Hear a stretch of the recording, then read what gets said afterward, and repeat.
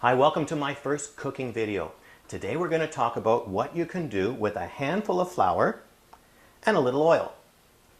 Now, I'm not much good in the kitchen, but I did find this easy recipe in the Bible, so I thought I'd try it today when Kathy's not looking.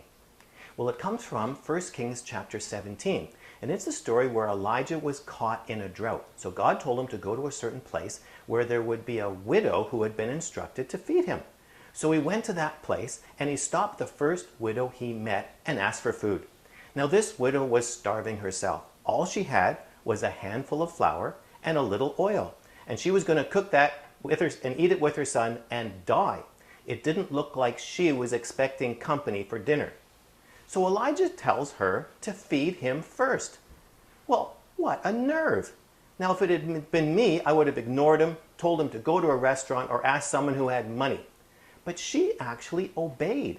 And as a result, it released a miracle of provision, and they had enough food to last all three of them for the entire drought, which probably went on for months. Then her son died. Now Elijah was still living there because of the free meals, and he brings him back from the dead.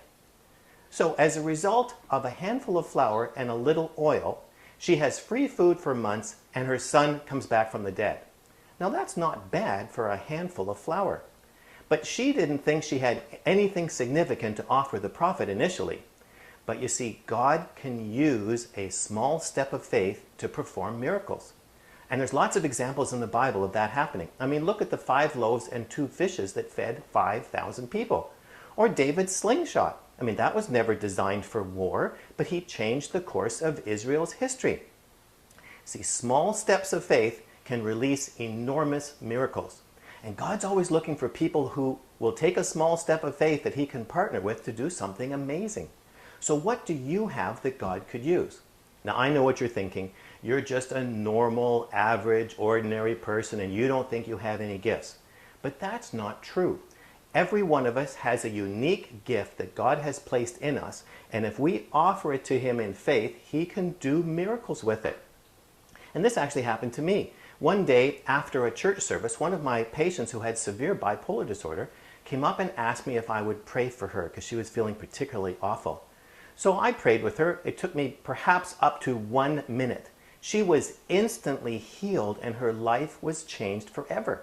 Now that's pretty good for 1 minute. It's amazing what God can do with someone who's willing to partner with him. You never know how God will use the most insignificant things to release a miracle.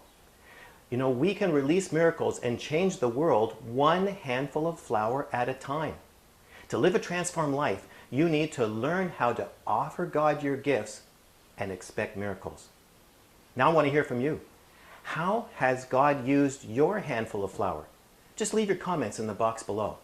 And if this is your first visit here, then you need to get my free self-assessment guide. And to do that, just subscribe to my weekly email newsletter by filling out the subscription form right there. So I'll talk to you again next week, and in the meantime, get out your handful of flour and see what God can do with it. Now, let's make something here. Hey, what's going on here? Grant, you're making a mess. Oh, come on. Come on, Kathy. That's not for the kitchen.